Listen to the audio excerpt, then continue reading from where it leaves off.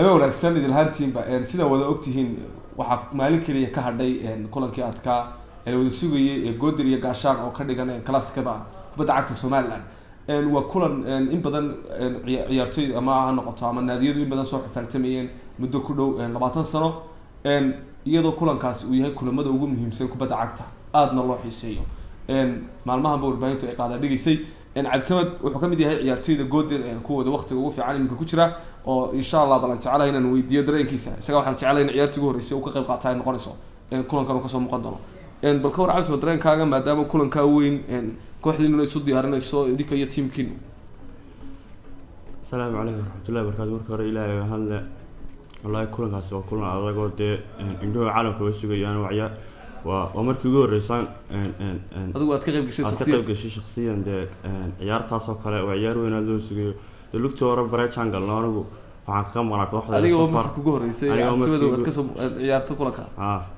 درين هن محكي دقيقة والله ده وكلنا على قد أنا سجى إني ده إن شاء الله حركينا الجول مهم قالنا هوجان كان سيد دارسنا كوب كان إن شاء الله كجولسين taageerayaasha adiga ku taageera iyo kooxdaba maxaad halkan fariin u marinaysaa caawa taageerayaasha markasta sayno garab taageer horta ku maasay insha Allah ciyaartan waxaan u rajeynayaa inay sidee marka hore noo taageereen si ka sii fiican noo taageerano dhiirigelin san dhiirigelin lagu helo markasta taageerayaasha waxaan halkan u marinayaa ciyaarta inay ka soo qayb galaan ma insha Allah rajeynayo ay si fiican hiliyo la garab taageeraan markasta insha Allah way Cabdisamedow qofku markuu ciyaar soo diyaar gareynayo kulli adigu safar baad soo gashay inaad burca ka timaado laga yaabaa ciyaartu adiga kugu weynta shakhsiyan bal miisaankeeda adiga markaad kaliya tahay sometimes waxyaabaha sawirato kulanka sawaxanka garoonka bal waxyaabaha inaad iyadana naga warbixisay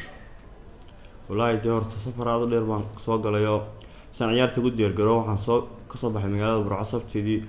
xashaabinka teamka training baa la sameeyay maanta noo dhamaaday والله درجتي استاديوم مرة كسرنا هيدا وحياة بدل ما ندربها ده وقررنا عاد في عنا ده مركز تاجريات عاد بدلنا كله مركز يدير جليد عاد ياد ما تاجريات مركز وقوم هالعليا سي مركز يدير جليد كلهم كانوا وده السوق هي مالته خميس أحمد الدورك وحاف عويل جودري قاشان عندها يكون ضحيان دمان بعض كبدا عقتها مع سبورتس جودها وطنكو بروح كسر دماغه كلهم كاسي يدير جرو يقول له جيرو هل كان الكلاس عندنا هبي ونكسب